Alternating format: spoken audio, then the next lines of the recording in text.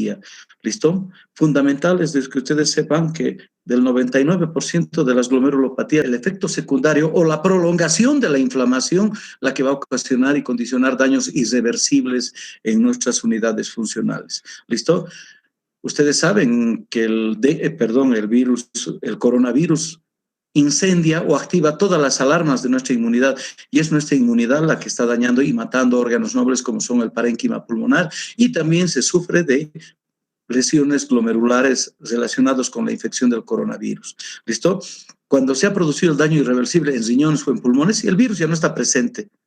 Está presente la inflamación que ha sido despertada inusitadamente, exageradamente, incomprensiblemente, dañando vasos sanguíneos, intersticio y membrana basal glomerular.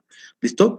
Entonces, los mecanismos más conocidos son los relacionados con la inmunidad, con sus efectos colaterales, secundarios, o el desarrollo de una enfermedad que se llama autoinmune, con la formación de autoanticuerpos contra alguno de los componentes de nuestros riñones.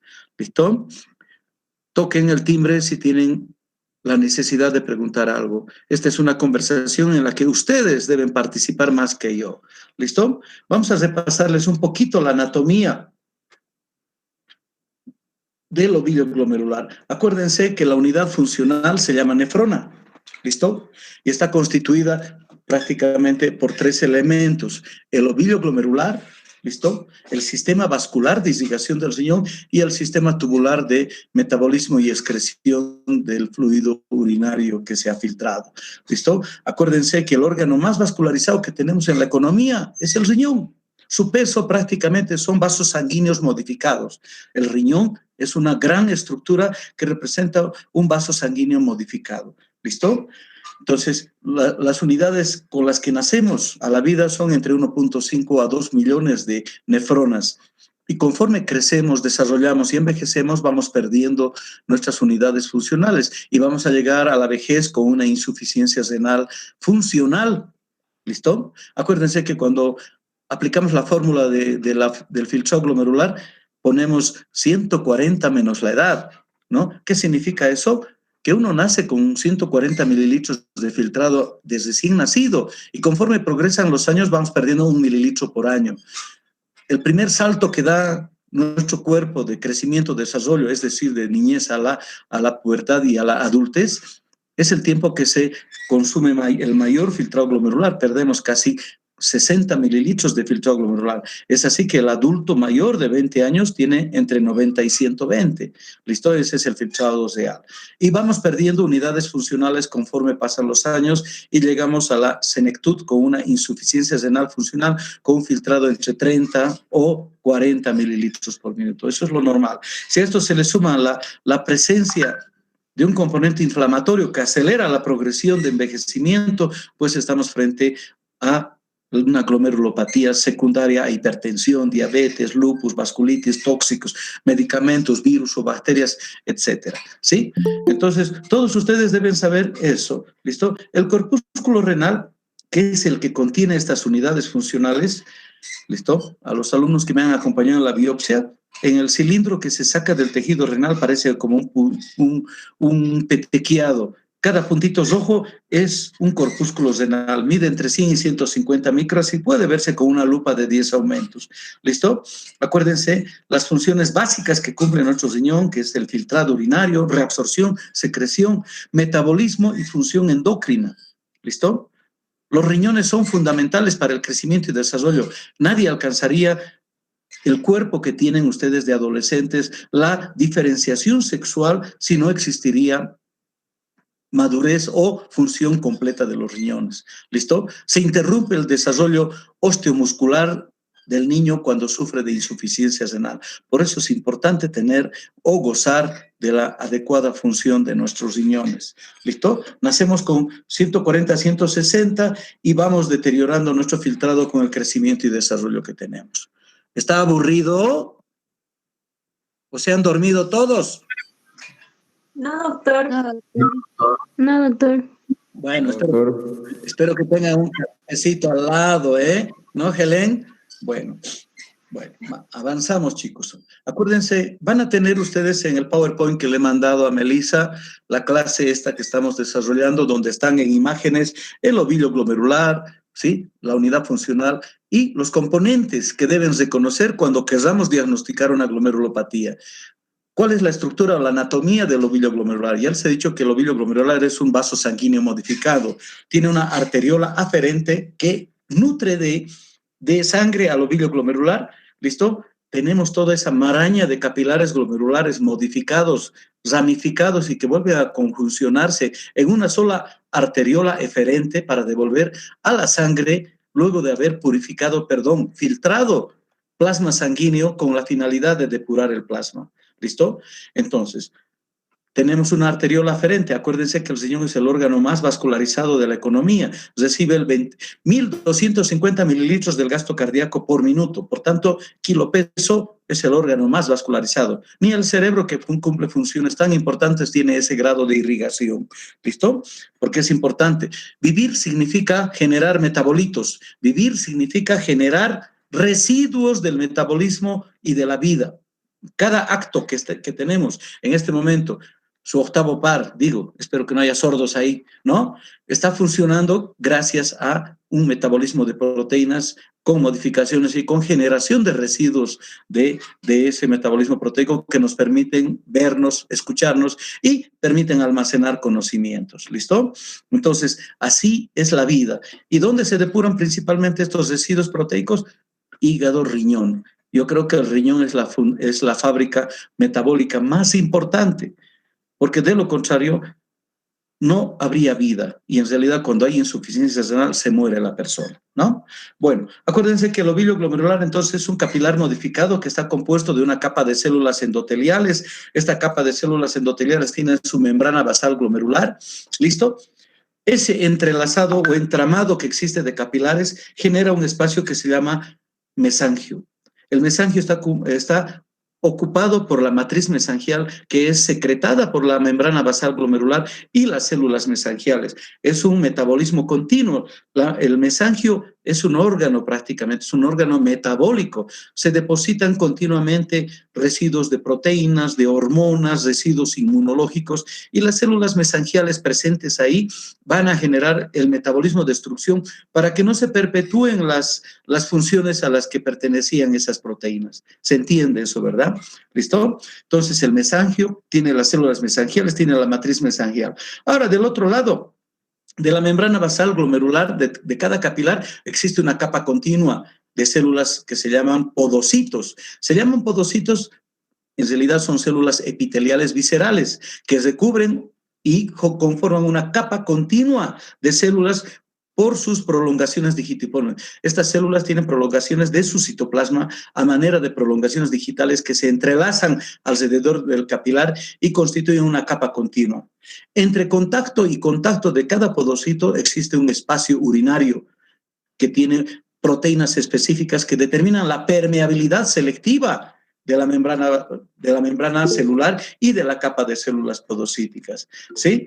Entonces, ustedes tienen que ya imaginarse cómo está constituido el capilar y, por un lado, desde la sangre, la capa de células endoteliales, la membrana basal glomerular, por si acaso, ¿sí? La membrana basal glomerular, solo en el ovillo glomerular tiene una estructura trilaminar, ¿listo? Tiene una capa electrón densa central y dos capas raras interna y externa, ¿sí? Que también le permiten una permeabilidad selectiva. Su estructura son entre 17 y 24 proteínas específicamente y estereoquímicamente ubicadas que permiten trabajar con permeabilidad selectiva. ¿Listo? Y luego está la capa de células podocíticas. Por tanto, existen tres elementos en la membrana basal glomerular: células endoteliales, membrana basal glomerular y capa de células de podocitos. Eso siempre está en el examen y nunca responden. Bueno, ya habrán grabado eso, bestias. Bueno, entonces, ese es el ovillo glomerular. El ovillo glomerular está cubierto de una cápsula de células parietales que se llama cápsula de Bowman. ¿Listo? Todo el filtrado de la sangre que ha atravesado la membrana basal glomerular, ¿listo? Va a dar lugar a ese espacio urinario. Y el espacio urinario termina en el polo urinario, que es el inicio del túbulo contorneado proximal. Desde ahí, el filtrado urinario va a sufrir todas las modificaciones de filtración, excreción, metabolismo y por último, eliminación en el fluido urinario de los residuos de nuestra economía. En el trayecto, este fluido, este filtrado urinario va a sufrir múltiples modificaciones de concentración, dilución, de excreción. ¿Listo? Ustedes saben que cada acto o cada movimiento o cada información de las células genera ácidos. Los ácidos son el principal residuo del catabolismo proteico y estos ácidos solo se eliminan por riñón y por una función que se llama amoniogénesis. Por cada ácido que se excreta en el túbulo distal, se va a regenerar una molécula de bicarbonato. Y gracias a ese fenómeno, nuestro pH está a 740, ¿no? Imagínense que con una sobrecarga de alimentos entráramos en un estado de acidemia o en un estado de deshidratación, entramos en un estado de alcalemia, nos moriríamos, ¿listo? Por la sobrecarga de alimentos sufriríamos una marea alcalina y entraríamos en coma. No. Gracias a la función de los riñones, nuestro pH se mantiene estable y, por tanto, podemos mantener nuestras funciones vitales siempre continuas, ¿no? Acuérdense del aparato yuxtaglomerular. En la porción distal del túbulo contorneado, perdón, hola. Las diapositivas no se ven, no está compartiendo. No sé si es el diseño de la clase o se olvidó compartir las diapositivas. No, le he mandado en un archivo a Melissa, se los va a pasar a ustedes. No tengo la habilidad para poner las diapositivas. Si alguien me dice, lo tengo en el archivo acá. ¿Listo? Está bien, doctor. Melissa, ¿puedes subir el PowerPoint para que vean tus compañeros? Es un poco pesadito, les diré, ¿sí? Pero lo van a tener todos ustedes. ¿Se puede, Meli?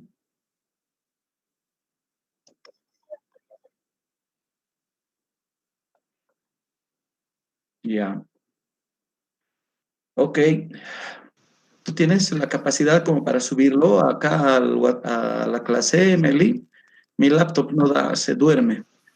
Creo que se refiere a que presentes las diapos, Melissa. Sí. Bueno, en la próxima quédate. Gracias, ahí está. Bueno, ahí quédate. Ahí ustedes pueden ver a la izquierda es el ovillo glomerular. Ahí se distingue muy claramente el polo vascular. Se ve el ovillo glomerular, se ven las células mensajeras. Todo lo que se ve resaltado gris o azul son núcleos. Y por las características nucleares se pueden reconocer a las células endoteliales que están en la luz de cada capilar. ¿Listo? Y se pueden reconocer a las células epiteliales que están por fuera de cada capilar. ¿Listo? Obviamente que con la microscopía óptica no vemos las prolongaciones o pedicelos, pero sí podemos ver las características normales. ¿Listo? La imagen del medio son las células del túbulo contorneado proximal. Fíjense en el centro prácticamente de la imagen superior se puede ver el epitelio cilíndrico, ciliado que tienen las células tubulares. ¿Listo? Luego la imagen del centro es la porción descendente del asa de Henle y la porción ascendente al final, ¿no? Y el túbulo contorneado distal está a la derecha, ¿listo? Entonces esas son las estructuras, cada una con una función diferente. La próxima, Gary, por favor. Gracias. Bueno, luego de tinciones especiales nosotros podemos reconocer, fíjense la imagen en blanco y negro, esa es microscopía electrónica, ¿listo? El núcleo que protruye hacia la luz capilar es una célula endotelial, ¿ya? Pueden ustedes fácilmente ver debajo de la capa de células endoteliales la membrana basal glomerular, aunque no se distinguen las tres láminas ahí, pero ese espesor está constituido por tres láminas, una rara central y dos raras externas. Y luego se ve el núcleo de una célula mesangial, ¿listo?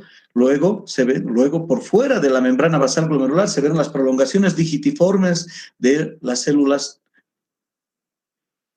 viscerales de la capa de Bowman o podocitos, ¿no? Fíjense que hay una continuidad en todos ellos. La imagen en la que se ven con marcada de circunferencias se llaman segmentos glomerulares. ¿Listo? ¿Para qué sirven los segmentos glomerulares? En cada segmento glomerular, que tiene un origen vascular ahí al centro de ese ovillo glomerular, se pueden contar un número casi constante de núcleos de células mesangiales, una cantidad constante de células endoteliales que nos hablan de normalidad o ausencia de inflamación. ¿Listo? En cada segmento se pueden contar entre 7 y 12 células endoteliales, se pueden contar no más de 10 células mesangiales. Bueno, es difícil reconocer en la microscopía óptica las células, los podocitos, pero ese es el número que nos permite hablar de proliferación mesangial o proliferación endocapilar. ¿Listo? Ahora en la imagen que está abajo se puede reconocer a los glóbulos rojos dentro de la luz capilar. Fíjense lo tenue que es la membrana basal glomerular con microscopía óptica, y ahí está incluido la capa de células endoteliales, ¿listo? La membrana basal glomerular. En una de las flechitas que indica, se ve el núcleo del podocito. Prácticamente son dos núcleos que se ven juntos ahí en esa flechita que indica. Así se ven las células podocíticas. Y se puede apreciar la matriz mesangial, que es todo lo celeste que está entre capilar y capilar. ¿Listo? Entonces, ese es un ovillo, eso es un ovillo glomerular normal. La próxima, por favor. Bueno, acá pueden apreciar ustedes la próxima, Gary. Bien, gracias. ¿Listo?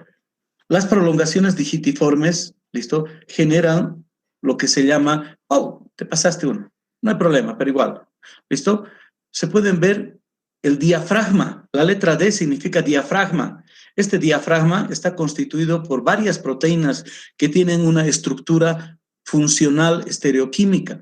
¿Qué significa estereoquímica? Que cada uno tiene que ocupar su posición en el espacio y en su composición. Y falta que una sola esté ausente, se pierde esta estructura, se pierde el poro urinario.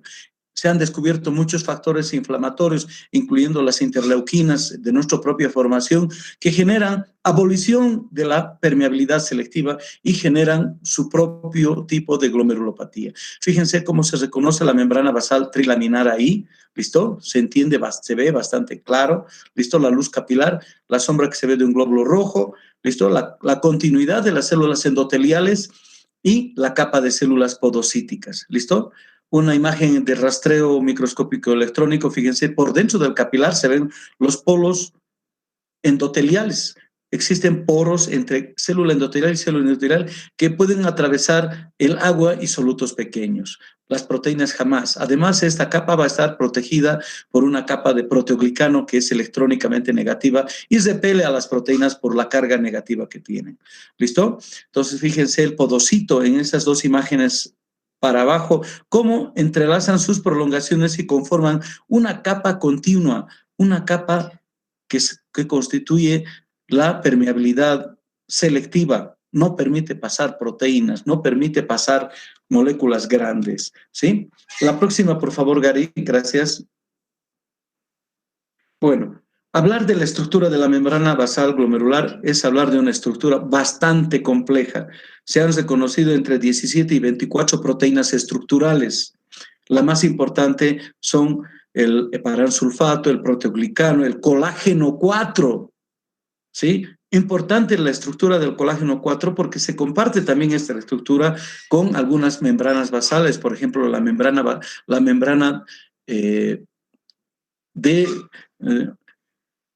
la membrana de intercambio gaseoso a nivel de los alvéolos pulmonares, ¿listo? Y esta proteína también es estructural en el oído interno y en algunas estructuras neurológicas, que cuando veamos una enfermedad autoinmune que afecte pulmón y riñón, vamos a ver que básicamente se han formado anticuerpos contra componentes del colágeno 4 y por eso se daña la membrana alveolar y se daña la membrana glomerular, ¿listo? Entonces, acuérdense de la estructura trilaminar, que el colágeno tipo 4 y el colágeno 5 y la laminina, entactina y el heparansulfato son sus estructuras que componen muchísimo más importantes. ¿Listo?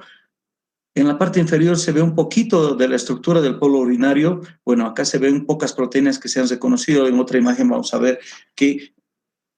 Pasamos a la próxima, por favor, Gary. ¿Ya? Entonces, miren, esta es la estructura tan compleja del polo urinario, del diafragma del polo urinario.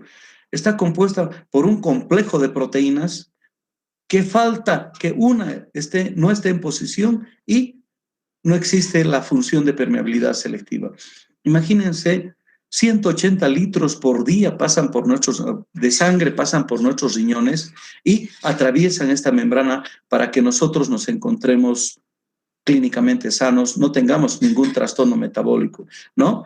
Entonces, acá está en contacto con mediadores inflamatorios, restos de bacterias, virus, etcétera. ¿Listo? Y van a ser sometidos al efecto de la inflamación sostenida y van a modificar su estructura y son el principio del daño estructural que pueda sufrir la membrana basal glomerular y el polo urinario. La principal característica de las glomerulonefritis es la pérdida de la permeabilidad selectiva. ¿Ya? Cuando han visto ustedes exámenes complementarios, han visto que en una orina de 24 horas nunca va a existir más allá de 300 miligramos de proteínas en orina de 24 horas. El daño a esta estructura que se llama membrana basal glomerular va a permitir que pasen las proteínas. Por encima de 300 es patológica la pérdida y traduce algún daño estructural o funcional. Estructural, les digo, cuando se haya dañado, se haya perforado la membrana basal glomerular, se haya destruido a las células endoteliales o se haya dañado a las células podocíticas, ¿listo? Con la formación de anticuerpos y con el intercambio de un tejido noble por un tejido cicatricial. Ese es un daño anatómico. En cambio, el daño funcional acontece, como vamos a ver en la glomerulonefritis de cambios mínimos, en la que simplemente se pierden esas estructuras funcionales mientras exista la inflamación. Es decir, se borran los podocitos, se borran las prolongaciones de cada podocito y se produce el paso de proteínas hacia la orina en grandes cantidades. ¿Listo? Entonces, es acá donde se produce. Por eso que la mayor parte de las glomerulopatías se llaman podocitopatías para los patólogos que estudian simplemente la membrana basal glomerular. Es un tema y un capítulo de patología bastante interesante de la medicina y de la nefrología. La próxima, por favor, Gary. Hasta acá queda claro, ¿no? Es la anatomía que ustedes ya debían haber dominado, ¿no? Bueno, entonces, acuérdense que glomerulonefritis no es nada más que una enfermedad inflamatoria del tejido noble renal, en este caso de la nefrona. Nefronitis debería ser, ¿no? Pero en realidad no hay una traducción adecuada. En el inglés, la nefritis significa lo mismo que la glomerulonefritis, ¿listo? Bueno, por tanto, es un daño inflamatorio de alguno de los componentes que acabamos de reconocer. Existe un daño o lesión anatómica de la unidad funcional de la nefrona. Entre los implicados están agentes infecciosos, virus. La hepatitis B produce su glomerulopatía, el VIH produce su glomerulopatía. El virus, el coronavirus que nos está azotando está produciendo un tipo de coronariopatía. ¿Listo? Toxinas. ¿Listo? Como en el síndrome urémico hemolítico. Drogas, como los citostáticos, que van a producir predominantemente daño tubular. Factores ambientales desconocidos. Trastornos hereditarios, como la enfermedad de IgA, la enfermedad más predominante del planeta se llama enfermedad de Berger, cuando veamos. Neoplasias. Neoplasias es importante. A veces una glomerulonefritis en una población de riesgo es la primera manifestación de un cáncer de pulmón, de tubo digestivo, de mama y de las neoplasias endócrinas múltiples. ¿Listo? Las neoplasias endócrinas múltiples se manifiestan en síndromes nefróticos. ¿Sí? El mesotelioma se manifiesta todavía primero en un síndrome nefrótico y después aparece la papa que caracteriza al mesotelioma. ¿Y esto a qué se debe? ¿Listo? La comunicación que existe entre célula y célula con esta reproducción incontrolada actúa sobre la membrana basal glomerular. Esos mediadores inflamatorios, esos mediadores citológicos alterados que producen el crecimiento anárquico de las células, actúan sobre la membrana basal glomerular o sobre el mesangio glomerular. La glomerulonefritis membranosa en alguien que tiene más de 65 años, tabaquista, obeso, con dislipidemia, ¿listo? Se convierte en una manifestación preneoplásica. Le diagnosticamos a alguien una glomerulonefritis membranosa, hay que estar preparados para diagnosticarle una leucemia, un linfoma, un mesotelioma, ¿listo? Son las primeras manifestaciones y después aparece establecida la neoplasia, ¿listo? Entonces, se establece que existe glomerulonefritis con la participación de la inflamación, tanto humoral como celular. ¿Listo? La participación humoral, pues se van a formar autoanticuerpos contra algún componente del ovillo glomerular. Se van a formar complejos inmunes que se han formado a distancia, como es el caso del estreptococo, por ejemplo, cuando veamos glomerulonefritis postestreptocócica, a nivel de la garganta por la faringitis o a nivel de la piel por la dermatitis estreptocócica se forman complejos inmunes y estos se van a depositar a nivel mesangial y por debajo de la membrana basal y van a generar cambios en la permeabilidad glomerular.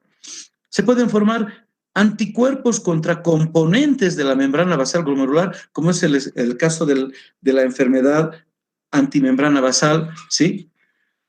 Que produce el Goodpasture, por ejemplo. Es la enfermedad riñón-pulmón porque se han formado anticuerpos contra componentes de la membrana basal glomerular y la membrana alveolar, que son parecidas en el componente de colágeno 4. ¿Listo? El complemento, que es nuestro principal sistema de defensa de cualquier inflamación, de cualquier infección, de cualquier presencia de proteínas extrañas, se convierte en un efecto citotóxico. El complemento da lugar a un producto que se llama perforina o a un componente que destruye la membrana basal, perdón, la membrana celular de las bacterias, pero por reacciones cruzadas pueden generar daño en las células endoteliales. ¿Listo? Entonces, la perforina es un complemento. El 9, el 5 están implicados ahí, activados que van a lugar a la destrucción de la membrana celular de bacterias, pero por razones desconocidas o por similitud en los componentes. Por ejemplo, en el estreptococo beta hemolítico existe una semejanza de su proteína M con el colágeno 4. Por tanto, todos los anticuerpos que formamos, aparte de liquidar a los estreptococos, van a producir daño a nivel de la membrana basal glomerular. Y esa es la manifestación con la pérdida de la permeabilidad selectiva, proteinuria, hematuria, caída del filtrado, etc. Y todo proceso de amplificación de la inflamación va a producir presencia de polimorfonucleares. Los polimorfonucleares liberan citoquinas que amplían la inflamación. ¿Y qué genera la inflamación al final? Reemplazo de un tejido noble por un tejido cicatricial. ¿El tejido cicatricial nos sirve a nivel del ovillo glomerular? No. Por tanto, ahí perdemos más unidades funcionales y va a progresar la glomerulonefritis al daño renal permanente y eso se llama enfermedad renal crónica. Por eso es importante detener, aunque no tenemos tratamientos específicos, solo medidas de control en las glomerulonefritis, ¿listo? Entonces tratamos de atenuar la inflamación para reducir el daño a nivel glomerular, ¿listo? Los linfocitos son los principales soldados de defensa que tenemos, sobre todo los helper. Toda la estirpe de linfocitos B van a generarnos reconocimiento de elementos propios de extraños. Ese es el principio de tolerancia inmunológica. Gracias a los linfocitos B estamos con vida. Sí, ustedes han llegado a sus 24 años de vida gracias a sus linfocitos. Esos linfocitos reconocen lo propio de lo extraño, impiden el paseo de bacterias, virus y otros componentes por la sangre que puedan ser lesivos y mortales.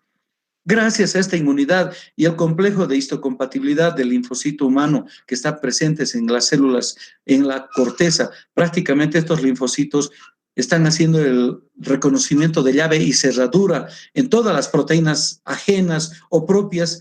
Cuando son ajenas se activa la inflamación, ¿sí? Y se forman anticuerpos. Los linfocitos B se van a transformar en células plasmáticas y se van a formar anticuerpos contra esa proteína extraña, contra ese virus extraño, contra la pared de la bacteria, etcétera, o contra células atípicas.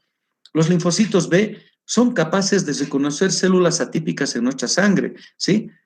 Pueden haberse liberado en un porcentaje células inmaduras y los linfocitos B las reconocen como insuficientes y se las comen, ¿sí? Hay opsonización de esas células que son propias. Ahora díganme, es un sistema de seguridad de alta eficiencia. Y si ha habido alguna interferencia en este sistema de seguridad de alta eficiencia, entramos en el camino de la autoinmunidad. Y la autoinmunidad, que significa daño de estructuras vasculares, glomerulares, daño de cerebro, corazón, miocardio, médula ósea. ¿Listo? El ejemplo más típico es el lupus eritematoso sistémico. Se forman autoanticuerpos contra ácidos nucleicos, contra proteínas estructurales y fundamentalmente por el órgano más noble y extendido que tenemos en el cuerpo, que se llama endotelio. Se conforman anticuerpos contra las células endoteliales prácticamente que las destruyen, ¿sí? Las destruyen y empieza el sufrimiento cerebral, miocárdico, de médula ósea o de los riñones de manera irreversible. ¿Listo? La amplificación de la inflamación va a estimular la proliferación de las células que aún conservan la capacidad reproductiva. En el caso del ovillo glomerular, se pueden reproducir las células endoteliales, se pueden reducir las células epiteliales de la cápsula parietal de Bowman y se pueden reproducir las células endoteliales. Esas son las 3 células que pueden proliferar.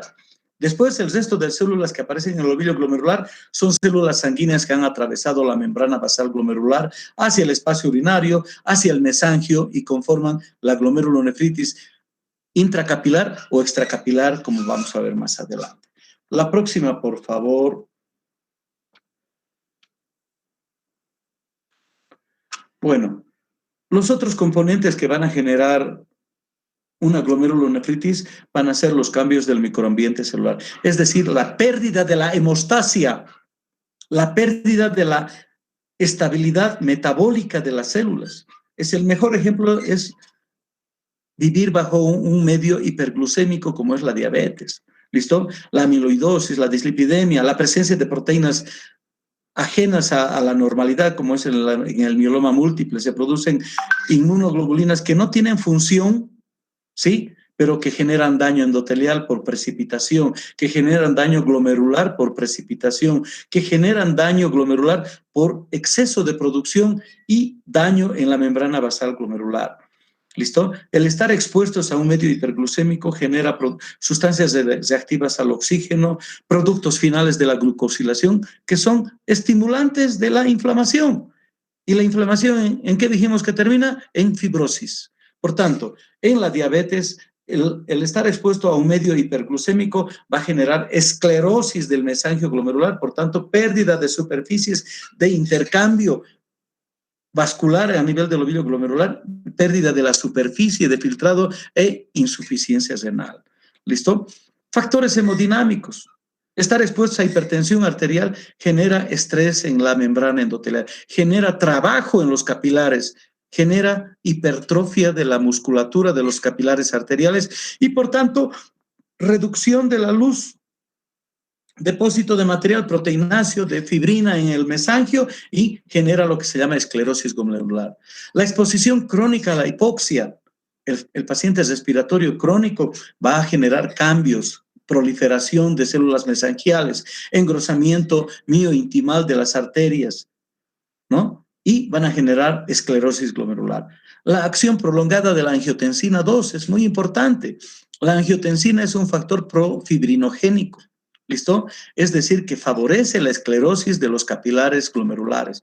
Por tanto, combatir la angiotensina 2 forma parte de la terapéutica de la glomerulonefritis. ¿Listo? Se van a expresar factores de crecimiento, como el factor de crecimiento beta. ¿Listo? La hipoxia va a generar formación de interleuquina 1 y interleuquina 8, productos finales de la glucosilación, y todos estos generan fibrosis. ¿Listo? Por tanto, es una secuencia de eventos que van a llevar a la pérdida del tejido noble glomerular.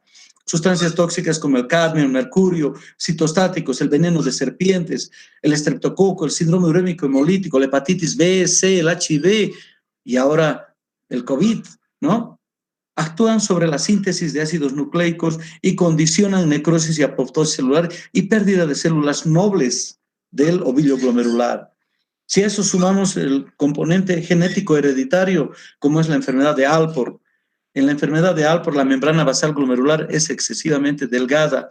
Existe un fenómeno de pérdida de proteínas, existe un déficit de glucosilación de proteínas a nivel tubular y el paciente secreta proteínas a nivel tubular. Se acompaña también de una inmadurez neurológica, es decir, un adulto con Alport tiene algunos defectos neurológicos, sordera, alteraciones neurológicas periféricas, etc. La enfermedad de Fabry también. Existe un déficit enzimático de ultraestructura que van a generar depósitos, ¿sí? Bueno, La próxima gráfica, por favor. Gracias, Gary. Bueno, todas estas alteraciones inflamatorias, tóxicas, bacterianas y hereditarias van a generar alteraciones de la función, alteraciones en la reproducción, ¿sí? Y van a manifestarse fundamentalmente por proteinuria, hematuria y pérdida del filtrado glomerular. ¿Siempre va a existir algún factor desencadenante? Sí. ¿Listo?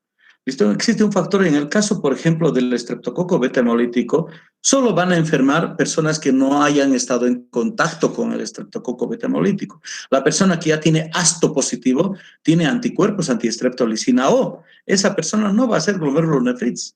Por tanto, por ejemplo, en la glomerulonefritis postestreptocócica es una enfermedad del tercer mundo, de países en desarrollo. Gente que viene de Europa a Bolivia se infecta con el estreptococo y hace glomerulonefritis. En cambio, nosotros ya tenemos contacto, creo que desde que nacemos, y la frecuencia de glomerulonefritis postestreptocócica es estacional. Cuando el niño entra en contacto con más niños, y eso es cuando empieza el jardín. Esos niños, empieza el jardín, a los 30 días, 20 días ya llueven los niños edematizados con hematuria fundamentalmente, o cuando empiezan la escuela, o cuando termina la vacación invernal y regresan, muy bien, cambio estacional y contacto con la comunidad, ¿listo? Entonces siempre hay algún factor así, ¿listo? Entonces puede haber un factor desencadenante para la inflamación, ¿listo?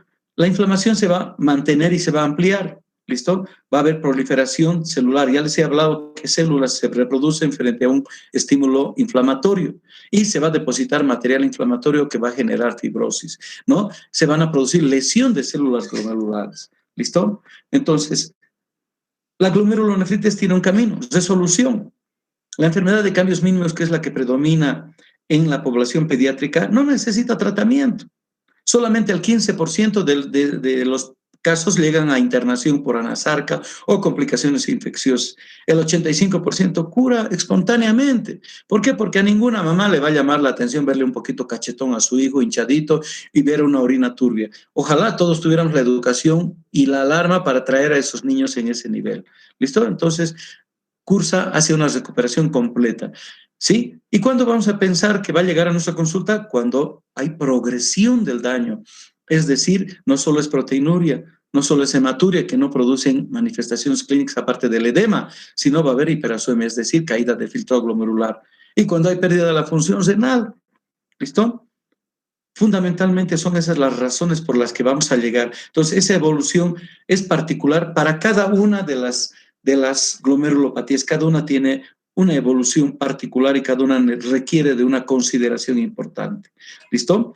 Por tanto, la importancia de estudiar glomerulonefritis es que la mayoría de estas formas desarrollan enfermedad renal crónica. Y la insuficiencia renal crónica está dentro de las enfermedades no transmisibles que está diezmando al mundo antes del COVID. Bueno, es importante que se conozca dos tipos de glomerulonefritis, primaria y secundaria. En la glomerulonefritis primaria es solo el riñón el que está enfermo, no hay... Van a haber síntomas cuando el riñón deje de funcionar, eso sí, pero es una glomerulonefritis primaria cuando no se reconoce autoinmunidad y no se reconoce lesión de otros órganos. ¿Listo? Está circunscrita al riñón.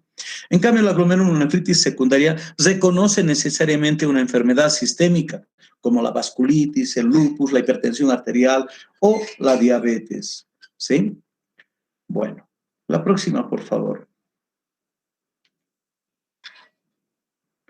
Bueno, esto es un poco para repetir los mecanismos que hemos reconocido al inicio. Depósito de anticuerpos formados a distancia, formación de anticuerpos contra proteínas estructurales, el anticuerpo antimembrana basal, que es contra el colágeno 4 en el gut pasture, por ejemplo, ¿sí?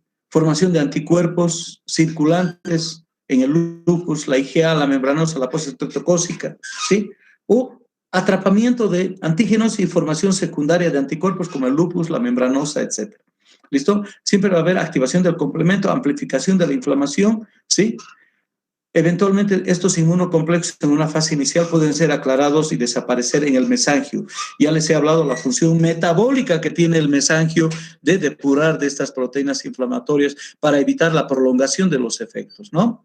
Bueno, acuérdense los linfocitos T, los linfocitos helper, los B, ¿listo? Están implicados con sus funciones y en una función anómala que es la formación de autoanticuerpos. ¿Listo? Toda lesión siempre va a estar acompañada de producción de citoquinas, formación de matriz celular, depósito de fibrinógeno, colágeno y pérdida de la función celular. La próxima, por favor, Gary.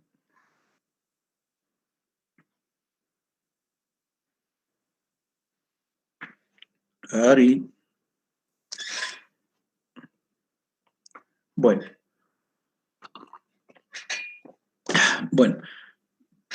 se han reconocido muchos factores en el curso de las infecciones, ¿sí? El factor nefritogénico, por ejemplo, el ANCAPS, que son anticuerpos formados contra los corpúsculos del citoplasma de neutrófilos, la verotoxina en el síndrome urémico hemolítico, los cambios en el microambiente, en la diabetes, los productos finales de la glucosilación, la dislipidemia, el depósito de sustancia amiloide, la formación de cadenas livianas en el mieloma, etcétera.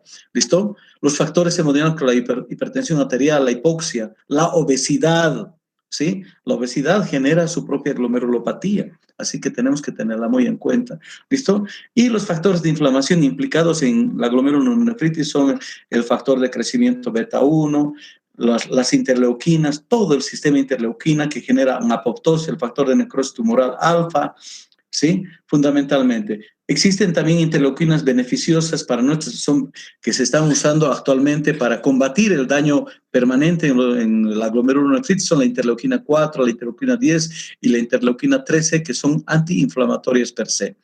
¿Listo? Y los tóxicos, la verotoxina, la citostax, la hepatitis B, el citomegalovirus, el VIH y otros, ¿no? Bacterias como la Escherichia coli enterohemoságica, ¿listo? Y los virus ya mencionados, ¿listo? Y las enfermedades en las que hay un componente heredofamiliar que van a generar la glomerulonefritis y los cambios estructurales, ¿listo? Bueno, acuérdense que siempre existe una evolución, un desencadenamiento con una lesión indirecta, ampliación de la lesión que puede llevarse a la resolución o a la cronicidad. ¿Listo? La próxima, por favor, Gary.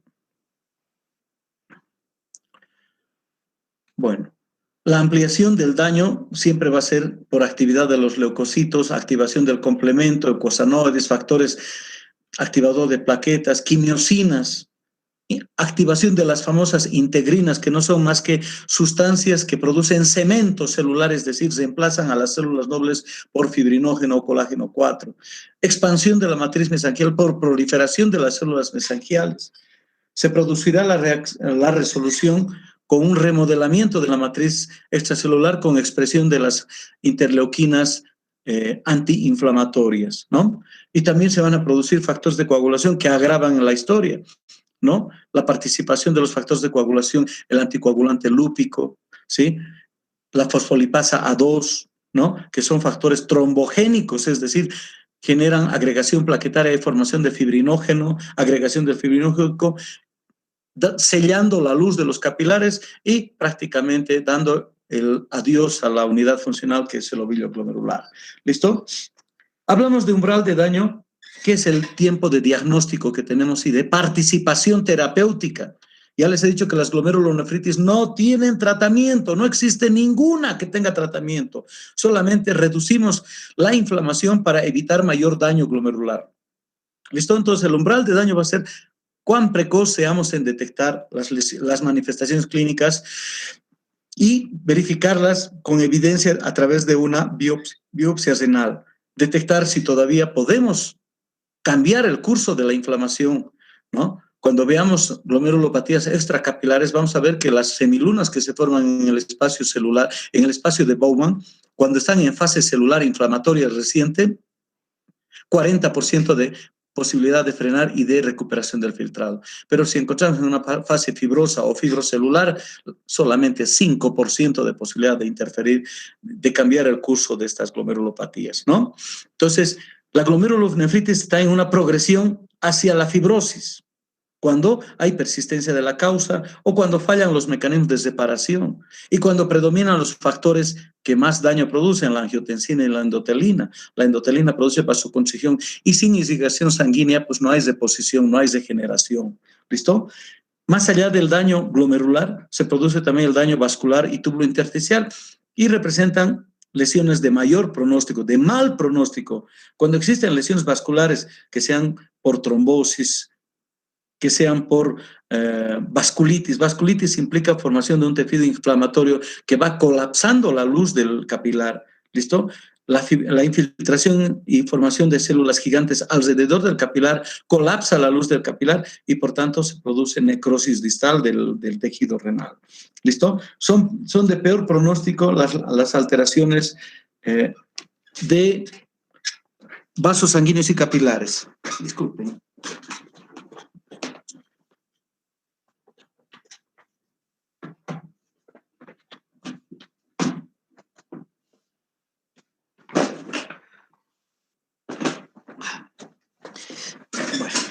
Estaba sin el cargador. Muy bien, vamos. La próxima, por favor, Gary.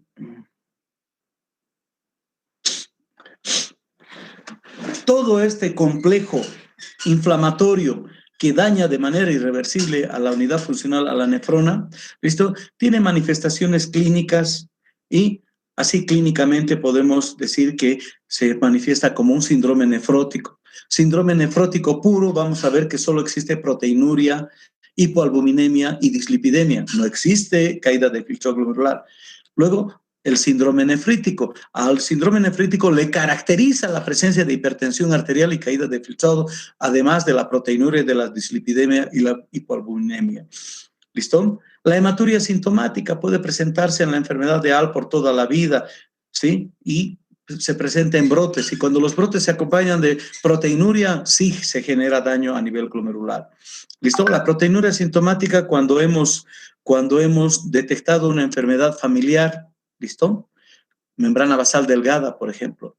El síndrome vasculítico, acá esto es más complicado y más severo. No solo tiene caída de filtrado, proteinuria, conlleva formación de autoanticuerpos. Acá se van a manifestar los ANCAs, ANCA-P, ANCA-C, antimembrana basal. Si la lesión está solamente referida al riñón, será una glomerulonefritis rápidamente progresiva renal. En cambio, si existen manifestaciones pulmonares, será un Goodpasture, será un Wegener, etcétera. ¿Listo? Y el síndrome de insuficiencia renal crónica, es decir, que la persona va a desarrollar insuficiencia renal crónica sin haber siquiera dado manifestaciones de un síndrome nefrótico, nefrítico y punto. El ovillo glomerular está ocupado por tejido cicatricial. ¿Listo? Esos son los síndromes clínicos con los que se va a presentar una glomerulonefritis. La evolución clínica por el tiempo se caracteriza de una glomerulonefritis aguda. Ahí está el síndrome nefrítico, que en muy pocos días, cuando una glomerulonefritis post-streptocócica se presenta en un adulto mayor, la presentación es abrupta, catastrófica. En 72 horas el paciente está en terapia intensiva con un edema agudo de pulmón, con un tercer espacio forzado de ascitis, edema o derrame pleural.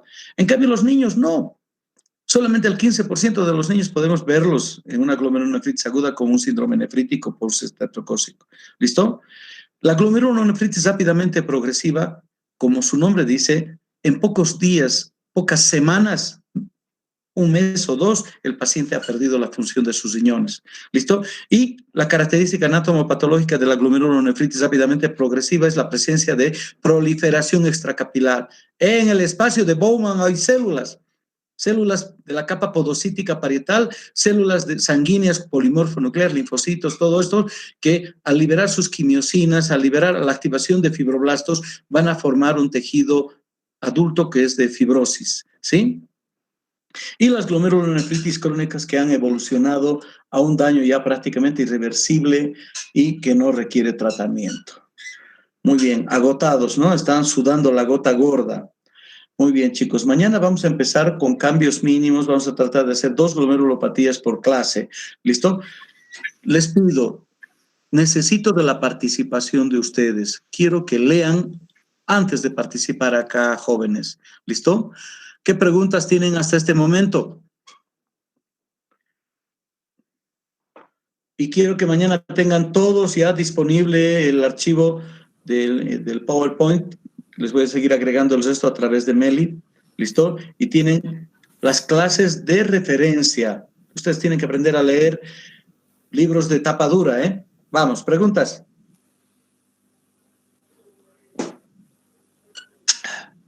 Abrimos el chat a ver qué preguntan. No se ven sus diapos, doctor, a la Pepa.